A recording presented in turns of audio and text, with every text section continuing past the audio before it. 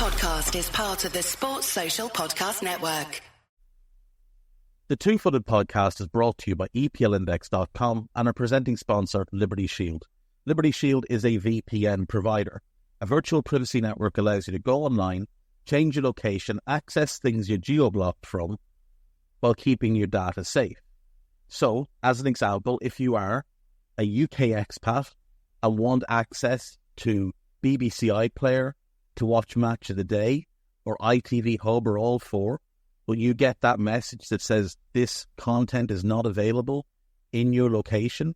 A Liberty Shield VPN gets you around that block, allows you to watch whatever you want on those services, while also keeping your data safe. And it goes further than that. It allows you to open up Netflix's entire library by just changing your IP address.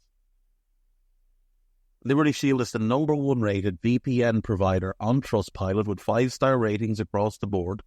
So go to libertyshield.com right now, use the code EPL25 and get either the hardware package or the software package. The hardware package is a router that you plug into your existing router, and any item you want to change the IP address on, be it your phone or your television, you connect that to the new Liberty Shield router. All other items can remain connected to your existing router. There's also a software package, which is instantly downloadable to your device, and you can get using straight away. Again, libertyshield.com, EPL25 for 25% off at checkout. We're also brought to you by Home of Hopcroft, a giftware and homeware company located in Scotland but shipping worldwide. Check out homeofhopcroft.co.uk and do check out the EPL Index and Anfield Index shops, which you'll find on Etsy. Use the codes EPL10 or RED10 for 10% off at checkout. And lastly, do remember to check out A Tad Predictable, hosted by Tadiwa. That podcast is on this feed before every Premier League match week. And then the EPL Roundtable, hosted by Kevin DeVries, on its own EPL Roundtable feed. So just search EPL Roundtable in your podcast device. And that's out after every match week. Now, on with the show. What's good, boys and girls? Two-Footed Podcast. Today is Thursday. It is the 22nd of August. Hope you're all well and having yourselves a pleasant day. Weather update. It's overcast. Looks rainy in the distance, but it's currently dry here, so we'll take it for now. Right, folks, it is Thursday, so we're going to launch into questions. And I have them in a few different spots, so bear with me on this one. So this one is from Alex. Can you pick a player from each of the following leagues that you could realistically see moving to the Premier League before the end of the transfer window? Right.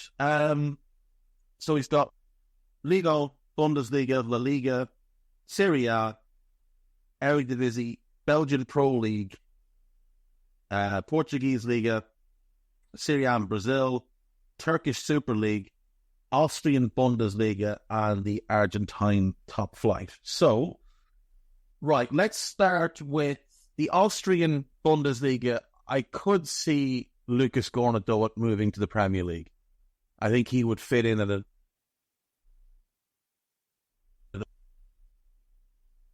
high potential. He's a very, very good young player. Turkish League, I think Wilf Zaha is the one, but I'm going to go Kadioglu. So I do think Brighton will get that deal done. So I'll go.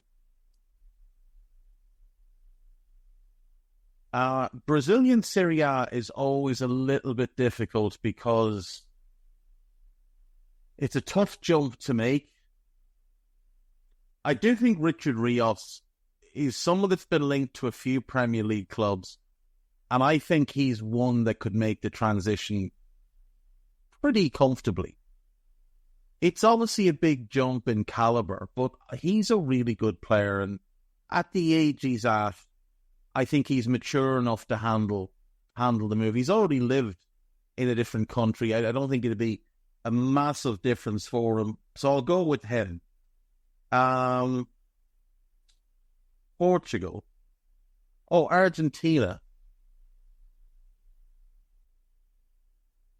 I think somebody will buy Mastantuono, and I think it might be a Premier League club. Mastantuono have ever played. Now, he can't move this summer. He can be signed, but he can't actually move this summer. So I don't know if he counts, but I'm going to go with him. Portugal.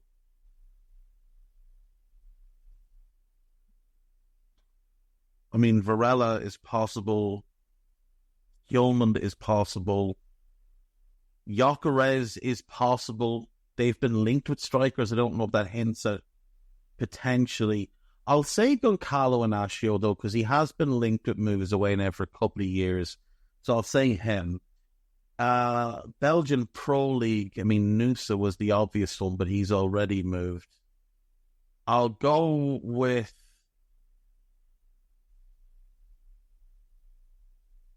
Seen move. Hang on one sec. There's a player. I'm thinking Mandela Chiesa, but I don't know if he's moved yet. He's still at Royal Antwerp. Now, he was been linked with somebody, but I can't remember who it was. I'll say Mandela Chiesa, or Keita, at Royal Antwerp. He's very, very promising. 22 years of age. Powerful ball winner. Yeah, I'll go with him. So the Eredivisie, Jarrell Hatto wouldn't surprise me. Wouldn't surprise me at all. There has been a lot of Premier League interest in Bakayoko at PSV. I think he probably looks to stay one more year. Maybe just till January. I think Quinton Timber is one of the Premier League clubs that may be sleeping on a little bit. Anyone in need of a good, powerful box-to-box midfielder who's good in the final third, I think he's one to look at. Serie A in Italy. I mean, Federico Chiesa wouldn't surprise me at all. He's on the outs at Juve. He's on big money. Only really Premier League clubs. Because he's not. I don't think a top club is going to go for him. I just think his stock has dropped so much since 2021 with the ACL and then poor form and inconsistency. But I do think like a bunch of mid-table clubs could look at him and they would have the money to afford the wages. So I'll go with him. La Liga. I would have said Mikel Moreno, but now Arsenal have agreed a fee for him today, so we won't pick him. Mamardashvili won't actually move this summer, so we won't count him, even though I have counted Mastantuono. Ilkay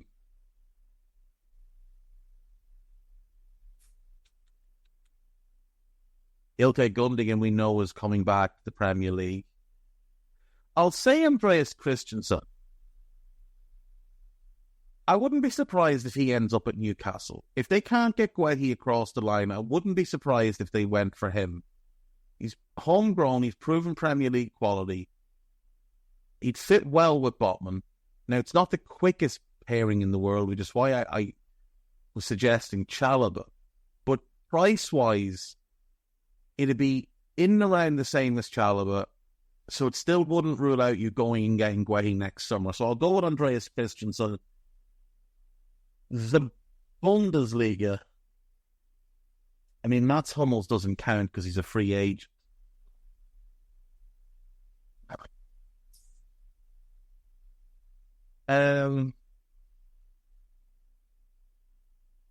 I'll go with Manu Kone. I think somebody in the Premier League will buy it and go and get him this summer. He's available at an affordable price, so we'll go with him. And then from France,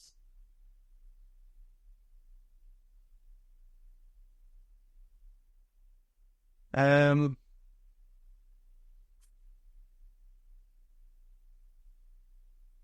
to think who makes sense. Like pairing up Premier League club needs with who's available in France. Like that's the big. Then to be fair, everybody's available in France, but a lot of players have just moved this summer, so they won't be.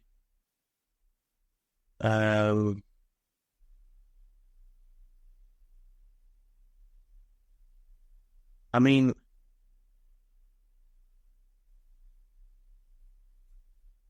do you know who wouldn't surprise me? Like, get his first name and his surname, but only his first name. Actually, speaking of France, you see, Thierry Henry has resigned as the under-21s manager, which is unusual. Guilherme Restes of Toulouse. I think somebody will throw a big offer between now and deadline day. Now, it might not get accepted, but 19 with that level of talent, it wouldn't surprise me if someone went for him. Even if they loan him back, I still think it's very possible that someone throws a big offer in on him. So I'll go with him. Right, that's that one. The next one is from Phil Walker. Right, an overhyped current Premier League 11, all-time Premier League 11, current World 11, and all-time World 11. Okay. Right. I'm going to need some paper for this one to do a bit of writing. No, well, I say writing. It's mostly scribbling. But, right. Now, some of these will be good players, but they're overrated compared to what they actually are. So we can start in goal.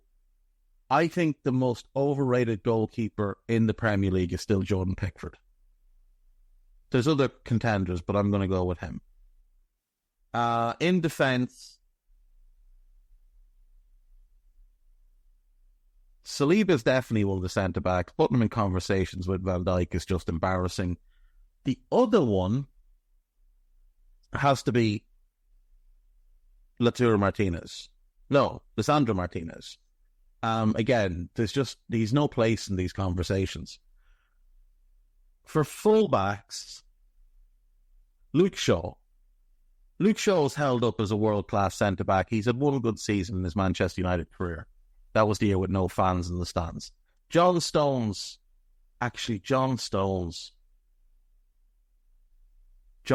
is massively overrated. Could I stick Stones at right back? I might stick Stones at right back. I might come back to that, though. In midfield, Declan Rice is overrated. Now, again, he's a good player. He's just not a great player. He's certainly not a £100 million footballer.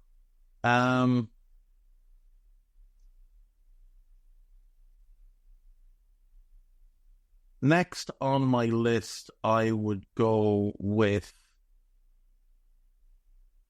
I'm inclined to go with Joelinton. But actually, you know what? I'll go with Sandro Tonali, because he's always been very highly hyped and it hasn't really matched the performances. So I'll go Sandro Tonali. And I'm going to go Ryan Gravenberch. Now, most sensible people don't rate him too highly, but there are weird people out there who try and claim he's one of the most talented, one of the best midfielders around. He's a very talented boy. He's just never proven anything. So we'll go with those three in midfield. And then in attack is hard. Anthony Gordon's definitely one. Seeing people try and claim he's an £80 million footballer this summer has been hilarious. Through the middle,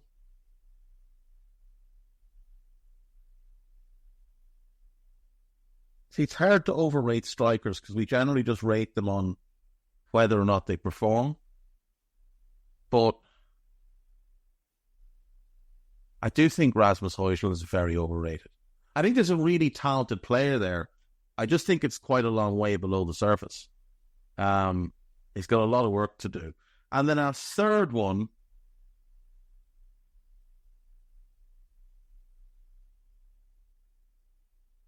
primarily we're looking for someone that plays off the right. Oh no, you know what? I'm just going to put Grealish in. Now I know some of the shine has gone off him, but he cost £100 million, so he's going in the team.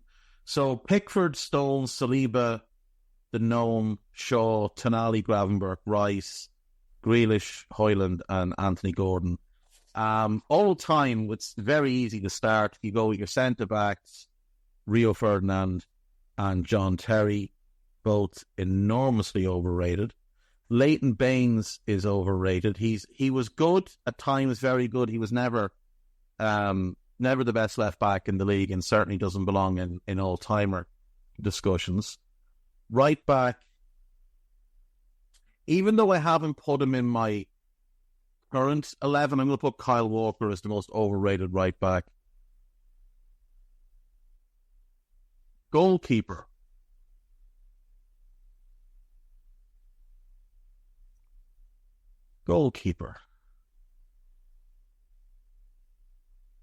I think Pepe Reina, if I'm being honest. I think he was really, really good for 4 years.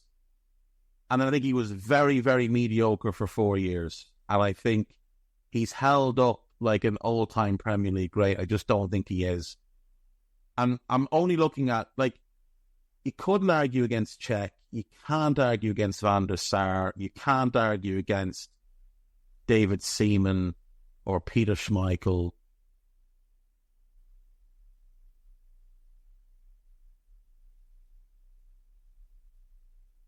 Can't argue against Alisson. I don't think you can really make too strong a case against De Gea. There was limitations, but he was still great. Like, there's far more underrated goalkeepers, like Nigel Martin, Tim Flowers, Jens Lehmann, people like that were really, really underrated. So I'm going to go with Reina, because I feel like he's put in that conversation about the elite, but doesn't really belong in it. Right, midfield.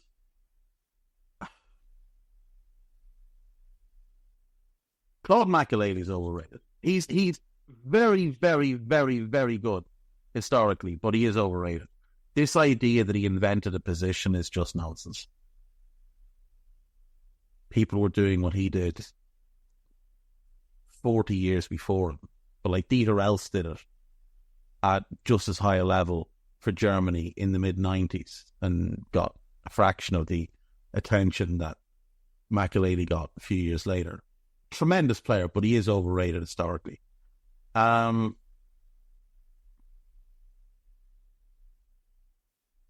It's funny, Beckham was overrated when he played. He's now historically underrated, so I'm not going to put him in.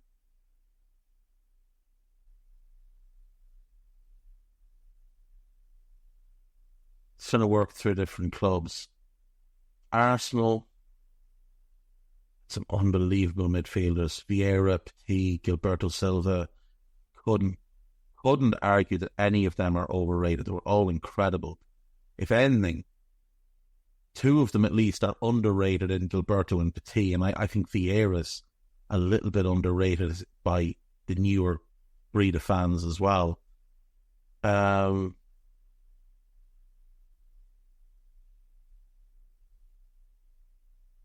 will say in midfield, I think Chelsea had Ballack, who was unbelievable for them. Lampard is overrated in that he's put into the Gerrard discussion, and he was never that level, but he was tremendous, so I'm not going to put him in. Essien was unbelievable. He's underrated. United, I mean, again, underrated players. Carrick, Scholes has historically become underrated because people keep trying to put him in a conversation with Gerrard, and as great as Scholes was, he wasn't like Gerrard, who's a different player. He could do things that Gerrard couldn't do, even though people will say, oh, well, Gerrard could do everything Scholes could. He could, in theory, he could pass the ball like Scholes. He just didn't have Scholes' ability to run a game. Not the way Scholes could do it. So I wouldn't go with him. Oh, does he count Darren Fletcher? Can I have him? Massive. Oh, well, Jordan Henderson has to be it. There's as overrated a player as you'll ever see. And Darren Fletcher was basically the Jordan Henderson of those United teams in the late 2000s. I'll go Henderson, Makelele, and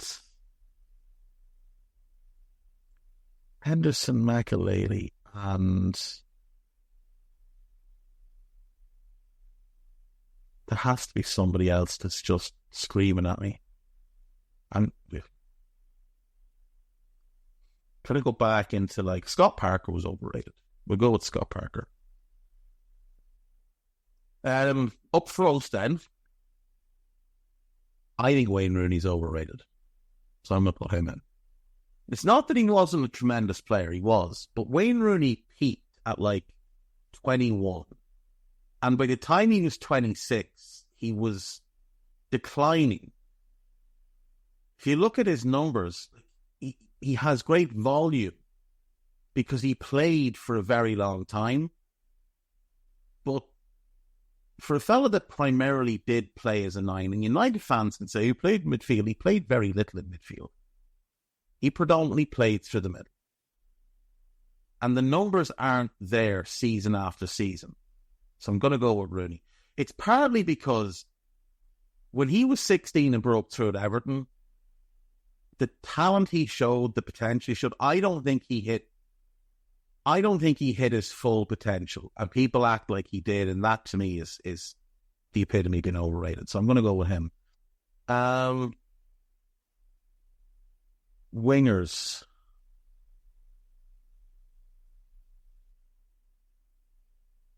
Again, you look through the elite teams and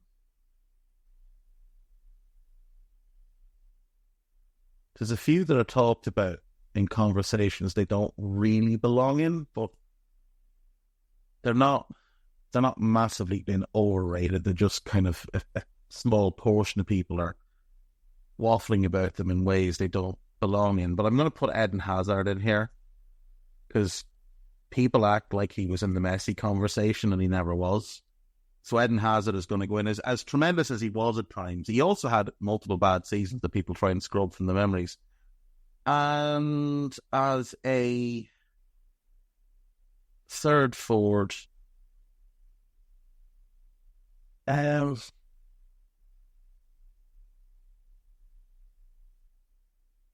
trying to really reach back for somebody from like the 90s.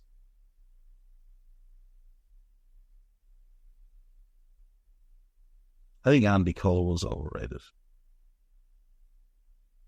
He's a very limited footballer who had a really good season, a couple of really good seasons with the Toon. Was very hit and miss for United. Let's see, Andy Cole. Like his career goal numbers are impressive, but again, played a long time. Where am I? Career statistics. So he goes to the Toon, has that.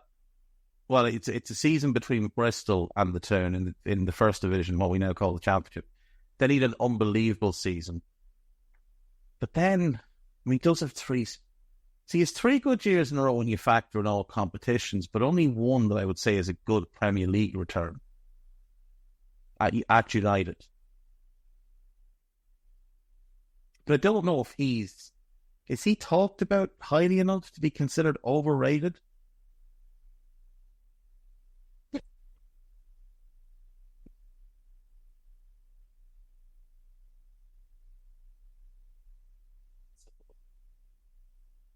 Team of the year. That's always a good way to find someone.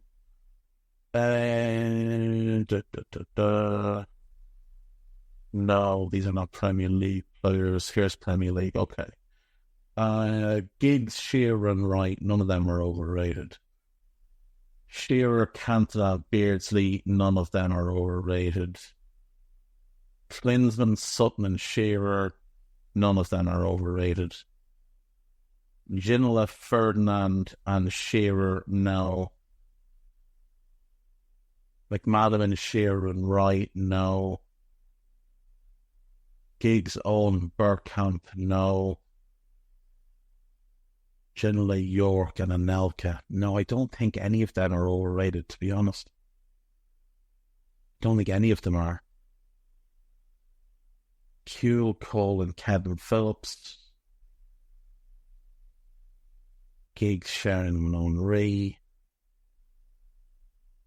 Really don't think these players are overrated, to be honest. Giggs and Nistelrooy and Henry, Perez in that team as well. These are not overrated players. Kieran Dyer. Oh, we'll take him. We'll take Kieran Dyer. he lived on a reputation for what he was at Ipswich the whole way through his career after that.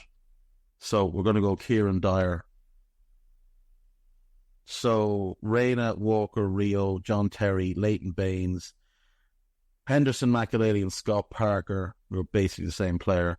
Parker was better defensively. Henderson was a bit better in the final third in his early career.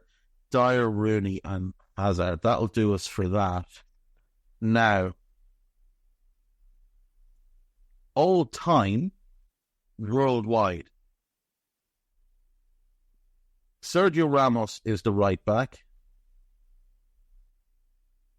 Rio and Terry are in again.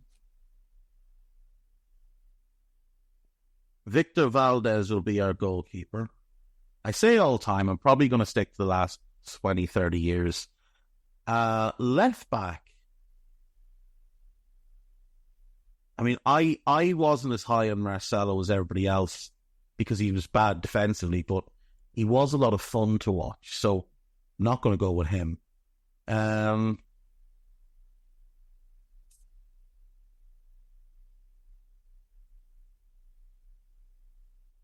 was Christian Ziga. No, that's not fair.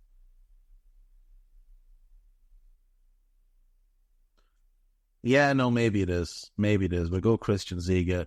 Midfield. We'll put Neymar on a wing.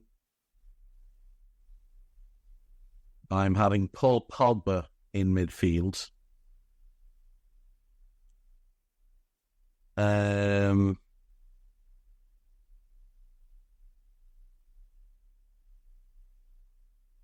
tempted to go Hazard again. I am going to go Hazard. I'm going to go Hazard and Neymar. They're just Twitter generation players. They're tremendously talented players, but never, ever were they top two or top three in the world. Hazard at least was the best player of his own team in a competitive league for a number of years. Both of them are just tragically overrated. I'm going to go McAlealy again because I do just take umbrage with the McAlealy role. Up front,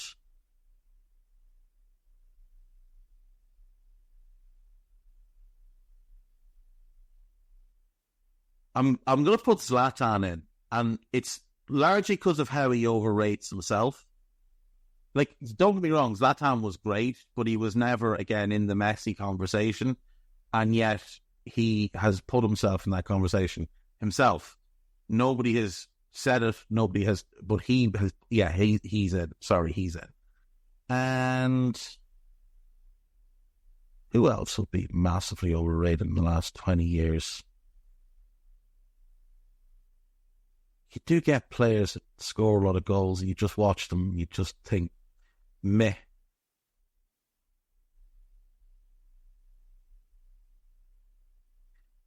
So you could go with like an Andy Carroll, because part of the question was players have gone for big transfer fees, but nobody rates Andy Carroll. So I want this to be like, I want all these to be good players who were just hugely overrated or, even just partly overrated.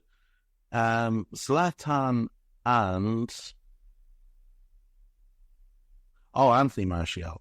It's a no-brainer. Right, Valdez, Ramos, Rio, Terry, Ziga, Hazard, McAlealy, Pogba, Neymar, Zlatan, and Martial. So current overrated 11. Globally, I mean, I'm inclined to say that the two centre backs are the two centre backs. So I'm just going to do that. Struggle to think of any centre backs who are as overrated as those two. Now, again, they're good players, but they're not world class centre backs or anything of the sort.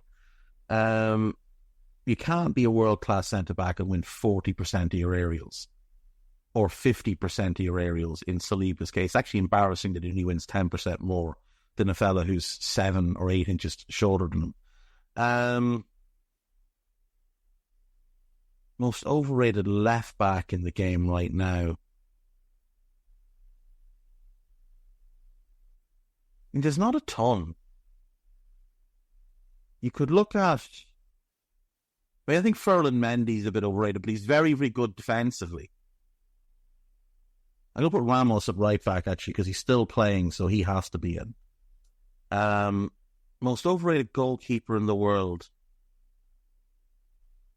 I think it's that Diogo Costa fella at Porto. People talking about him as a 50, 60 million pound keeper. No. Nana. I won't be too mean to United fans. I'll just put Diogo Costa in. Left back.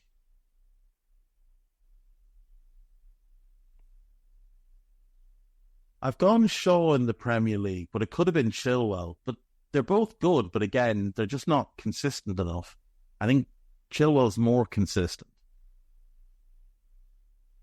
Left back.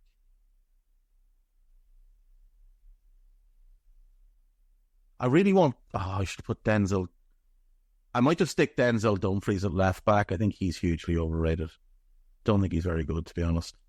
Runs quickly in a straight line, but that's about the height of it. Midfielders. Rice is in.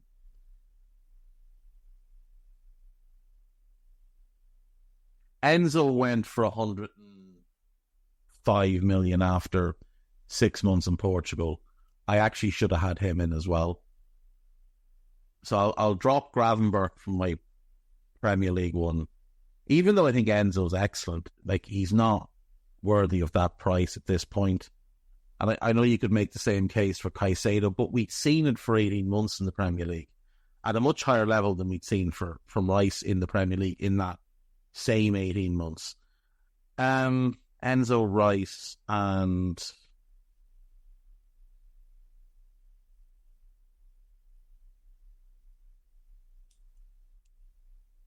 Do you know what? Ruben Loftus-Cheek, purely on, like, I think he's a good player, but, like, he plays for AC Milan.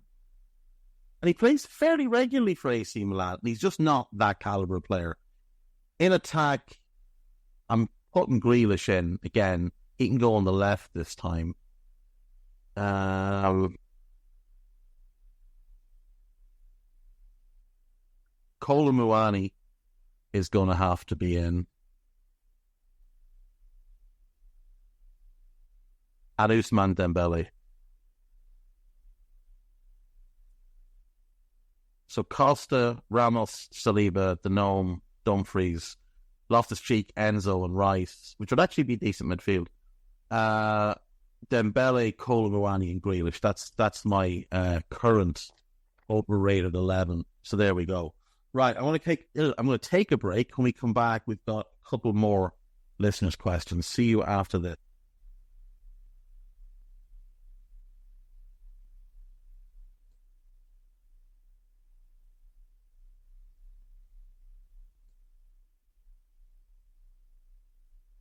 Right, welcome back. So,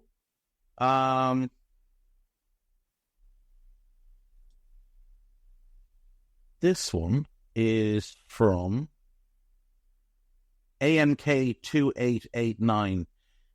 Is Deschamps more detrimental to France than Cristiano is to Portugal? No. No, he's not, because he's not on the pitch. So, the team, while not as good as it should be, is still playing with 11 players. There isn't one player who's out there for himself. So I would say no. I think it is Cristiano is more detrimental to Portugal than Deschamps is. But in terms of managers, you'd be very hard-pressed to sign a manager more detrimental to any team as Deschamps is to France. And...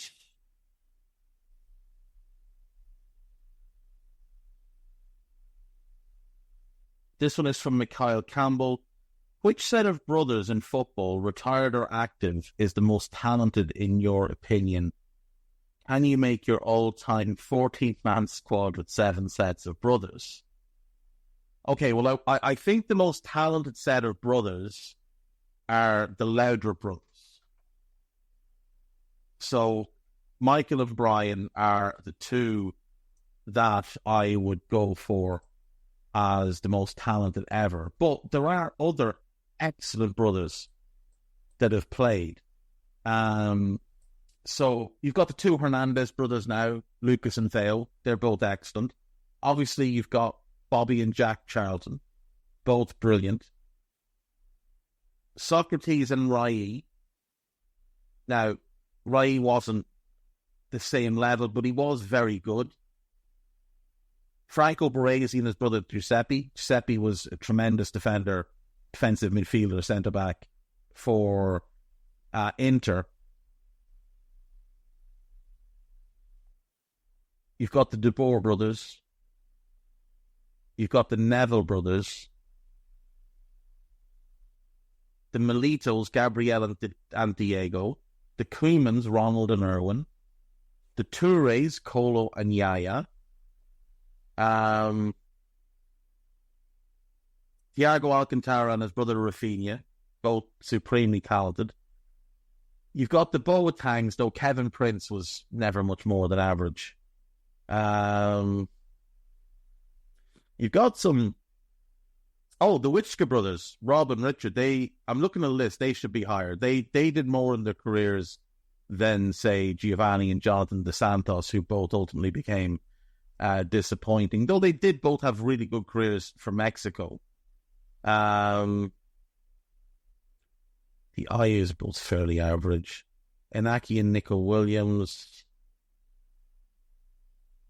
The Berezutsky brothers for CSKA Moscow.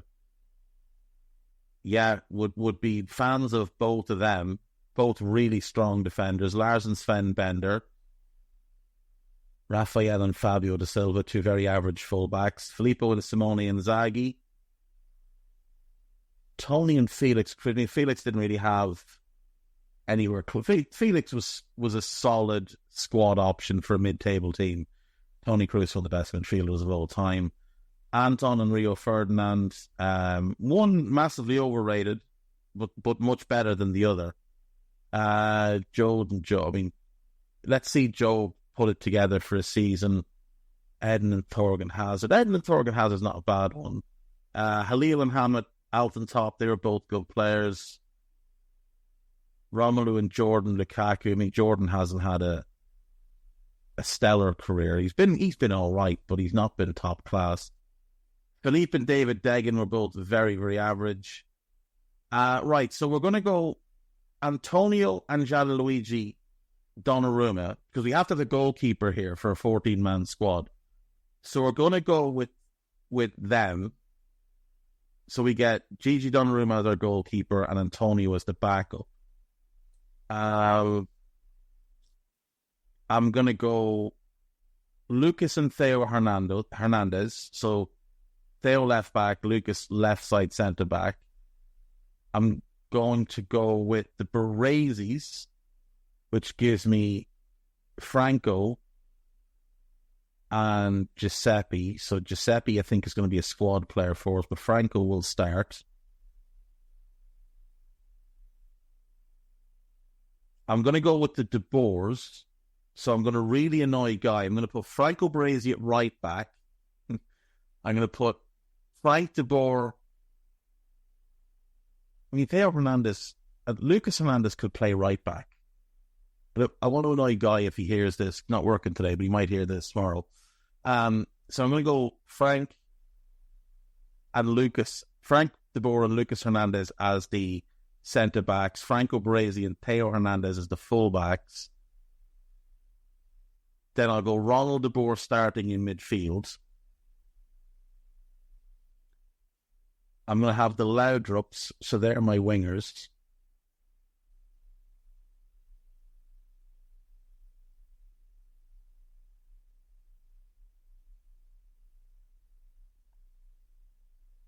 I'm going to leave out the Charltons because they're before my time. So just to explain why. So I need one more in midfield and two up front. plus one more for the bench. That's the 4 I need. So I'll go Thiago and Rafinha. So I get a starting midfield of Ronald de Boer and Ronald de Boer and Thiago Alcantara in the middle, Brian Laudrup right side, Michael Laudrup left side. It's very attack-minded, but it's fine because I've got Franco Baresi at the back, covering everywhere from right back. So I need 2 forwards. I can't have the Ayers. I think I'll go Inaki and Nico Williams up front. That'll be my front pair. Lots and lots of pace. Could go the Inzagis, but not a fan of either, to be quite frank. Yeah. Doff of the cap to Diego and Hugo Maradona. Diego, still for me, the best player to ever play the game. Hugo was okay. Seaman, Luke de Jong, Dieter and Oli Hoeneß. No, we're just going. They're before my time as well, really. So, yeah, that's what I'm going to go with. I've got Gigi Donnarumma in goal, Baresi, Franco Baresi, Frank de Boer, Lucas Hernandez, Theo Hernandez. That's my back 4. I've got Brian Laudrup, Ronald de Boer, Thiago Alcantara, and Michael Laudrup. And then I've got up front the Williams brothers, Inaki and Nico. And then on my bench, I've got the other Donnarumma, whose name is escaping me, even though I saw it a couple of seconds ago. Antonio. So I've got Antonio Donnarumma as my backup goalkeeper. I've got Rafinha as my backup attacking player who can play any attacking role. And then I've got the other Baresi. I've got Giuseppe Baresi as my kind of backup defensive player who can play anywhere in defense. So there we go. That's that. Yeah, and that's it. That's all our questions. Now, quickly, I wanted to just give a quick run on what is taking place this weekend. The Bundesliga is back, so that's quite exciting. And we have a full slate of games. So we're going to have a quick look at them. We'll jump through to the leagues quickly and pick out 1 or 2 that are worth highlighting. So in the Bundesliga, starting tomorrow night, Borussia Mönchengladbach host champions Leverkusen. That is a 7:30 kickoff. On Saturday, 5 games at 2:30. Leipzig, Bochum, Hoffenheim, Holstein, Kiel, Mainz, Union Berlin, Freiburg against Stuttgart, and Augsburg against Werder Bremen. The 5:30 kickoff on Saturday is Dortmund versus Eintracht Frankfurt.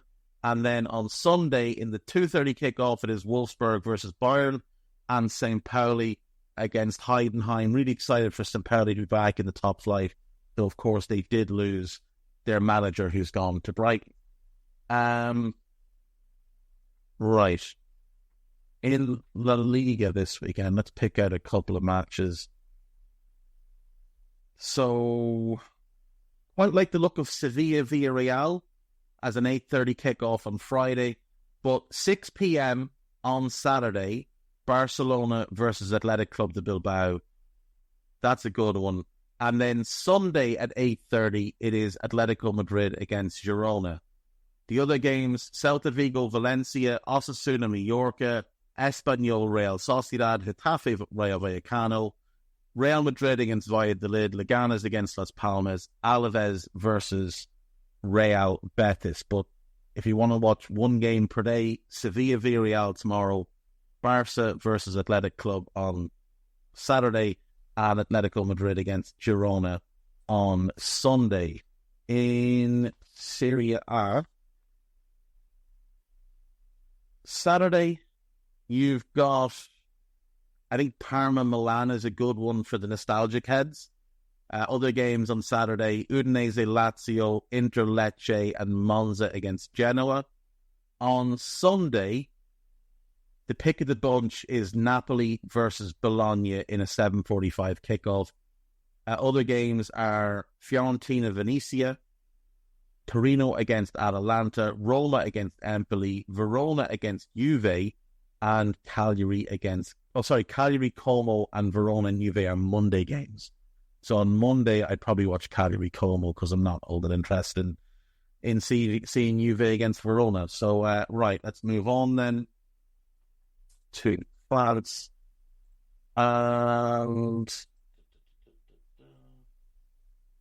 PSG Montpellier is Friday night. That's a decent one. Lyon Monaco, though, on Saturday at 4 p.m. is the pick of the Saturday games. The other ones are Lille against Angers and Saint-Etienne against Le Havre, although that has some historic meaning behind it. On Sunday, it is, I would say Strasbourg-Rennes, because I'm not going to pick Marseille-Reims, because nobody should be applauding Marseille. But Marseille-Reims, Nice, Toulouse, Nantes, Auxerre, and Lens versus Brest at the other Sunday games. But I think Strasbourg-Rennes is the pick of the bunch in the French league this weekend. And in Portugal, we have Farense against Sporting is Friday evening. Famalicão against Boa Vista is a decent one on Saturday. Braga against Moreirense is a decent one on Sunday. But nothing too exciting there. If you fancy a bit of Scottish football, Rangers Ross County, does that tickle your fancy? St Mirren Celtic, Hibernian Dundee, Dundee United against St Johnstone, Aberdeen against Kilmarnock, and Motherwell against Hearts. So that's them. That is the Scottish Premier League. But most importantly, in Scotland, Big Dunk Watch, Kelty Hearts play host to Inverness Caledonian Thistle. Kelty Hearts. They are in the village of Kelty in Fife. They're the club that Inverness, I think the club that Inverness was travelling down to train, to share the training ground with. It is, isn't it? Inverness were going to come down and share their training ground. And then I think the fans kicked off or something. So, yeah, that's an interesting one. And hopefully another beating for Big Dunk because, you know, it's always more fun that way.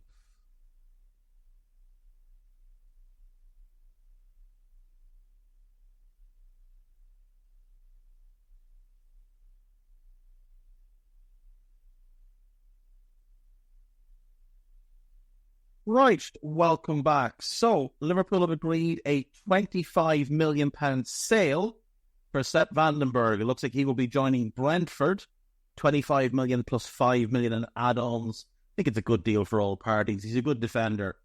Newcastle defender Kieran Trippier keen to leave. So, Trippier, it looks like, is on the outs at the Toon, with Tino Livramento taking over as the starting right-back. They do have Emil Kraft, who provides, you know, solid enough cover. So it looks like Trippier will go, which I think Toon are quite happy about, to be honest. BBC have sacked Jermaine Genius after complaints. Now, I don't want to get into what it was because I haven't read the piece, but it doesn't sound good. It doesn't sound good. Everton are down to 14 recognised players for the Spurs game. Is that just that Sean Dyche doesn't know what players are in his squad, or what's the issue there? Fulham have signed Sander Berge from Burnley for £25 million. Look, he's a solid midfield player. It's not a bad deal at all. Alice Saruri is leaving Burnley to join Lens. Enzo Marasca says he has been honest but not brutal with Raheem Sterling and Ben Chilwell. Well, this is nonsense because he said after the game that Sterling was in his plans, and then 2 days later he said, no, he's not actually. So I don't think he's having any say in those decisions. Ilkay Gundogan is on his way back to Manchester City after spending a year with Barcelona because Barca can't afford to keep him. Nottingham Forest remain locked in talks with Arsenal over Eddie Nketiah. Chelsea have signed João Felix. 18 months tops and he's in Saudi. 18 months tops. They didn't want him. They had no interest in him. But they were desperate to get Gallagher off the books rather than lose him for free next summer. So they've had to spend £45 million on João Felix, and then they'll sell him to Saudi next summer. Let's see. Alex Moreno has joined Nottingham Forest on loan from Aston Villa. It's a pretty good deal for Forest. They did need a left back, and that's a left back. So, yeah, it helps. So, fair play. Let's check in with the spoofer and see what he's got for us. Man United are now getting close to a deal for Manuel Ugarte. United want to proceed with a loan with an obligation to buy it. Remains seen if PSG will allow that. United have agreed a deal to sign Sekou Kone, I think is a young Malian player. Seth Vandenberg, Hey, Eric Ten Hag saying Jadon Sancho is back available. You can select all the players, but you need them throughout the season. I think he's telling Jadon Sancho it's time to leave. So according to the spoofer, actually he's just reporting what somebody else has said. It is... No, hang on, let's see. What's this say? Okay, so there's been rumours that Mats Hummels could be going to Mallorca. It turns out that's an unauthorised agent, and it does look like he might now go to Real Sociedad. Gustavo Nunes to Brentford. €12 million plus add-ons and a sell-on clause to bring in the 19-year-old winger from Gremio. Rennes have agreed a deal to sign Mickey Faye from Barcelona. He looked like he was going a few different places this summer, but it looks like this one is the one that will land.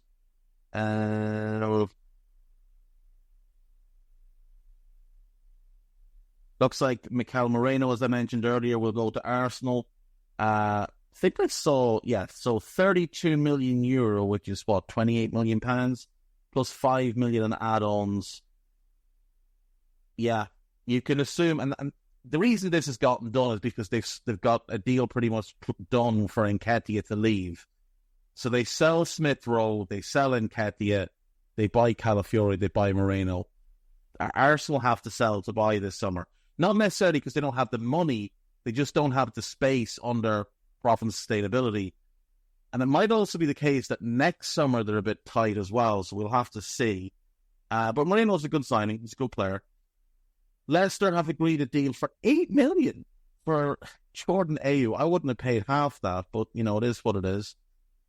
Maxi Oyedele leaves Manchester United during Legia Warsaw on a permanent deal. Rafael Leao will not leave Barcelona this summer. Yasser Asprilla is going to Girona. He's a super talented player. It's a really good get for Girona. Obviously, it's Man City buying him. Like, let's not pretend otherwise. But he's a really, really talented player. And they've lost a few this summer, so he will help for certain. David Ornstein says it's 33.5 million and 5 million in add-ons. So that's what? That's 29 million plus 4. 1 year left on his deal. Yeah, it's a fair price. He's 28, signing a 4-year contract with a 5th-year club option. Okay. Kieran Trippier, Raheem Sterling. That's all there. Let's see if John Percy has anything for us. He broke the AU deal. Marseille agreed a £14 million deal for Jonathan Rowe of Norwich. Further 3 million in bonuses and the sell-on clause all agreed. Obviously, Emi Martinez signed a new contract yesterday with Aston Villa. I think it ties him there until 2029. And Mike McGrath, Marcus McGowan, joining Bristol City. Newcastle and Crystal Palace just 5 million apart as Mark Weahy edges closer to deal. It's been 5 million for about 3 weeks now. I don't know whether just Palace upping the price every time Newcastle up their offer, but it is what it is. Actually, I was going to read that. I'm not going to now because I don't really want to swear, so I'll skip that. And we'll do the gossip. Ben Chilwell has been offered to Manchester United after being told he does not feature in Enzo Maresca's plans. West Ham want to sign Carlos Soler from PSG, but must sell players before they can buy. Valentin Barco is going to Sevilla on loan with no option to buy from Brighton. It's a good move for him. It'll get him games. Napoli director Giovanni Manna has returned to England. It does look like Billy Gilmore will get done. It looks like Lukaku will get done. And we'll see if McTominay gets done. But by God, that's a mediocre window for a club with that type of ambition. Maybe they don't have the ambition anymore. Watford have agreed a season-long loan deal for Daniel Jevison. That makes sense. Raheem Sterling wants to remain in the Premier League. We'll see what happens there. Barcelona considering a move for Federico Chiesa. They can't even afford... Well, I suppose as a winger, if they could get him on loan, it would make some sense. Manchester United are closing in on Manuel Ugarte. PSG are not prepared to lower the valuation. The once highly heralded Charlie Patino, who many well-connected Arsenal fans and people that cover the club said was the most talented player to come through the Hayland, is going to Deportivo La Coruña for £1 million. It's odd. Fulham have agreed a deal with Lyon for Rayan Cherki. I'm not a fan. Believed to be about 17 million. People are saying it's a bargain. It's not. It's what he's worth because he's never proven anything. Like, he's a very talented player who lives off the promise he showed as a 16, 17-year-old and who, after 116 league appearances for Lyon over the past 4 and a bit years, has 6 goals. 6 goals in the French league. Last season, he managed 1 in 33 games.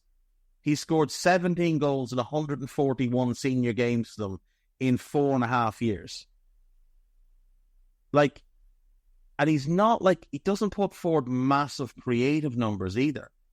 He's very talented. He's got great control of the ball. He uses his body well, but he's just not going to light it up for you. Like 116 games in the French league, 6 goals, 16 assists. 60 assists is not terrible. It's not great either. He's done pretty well in the Coupe de France. Fair play to him. And he had a decent Europa League campaign a couple of years ago. But not for me. Not for me. This podcast is part of the Sports Social Podcast Network.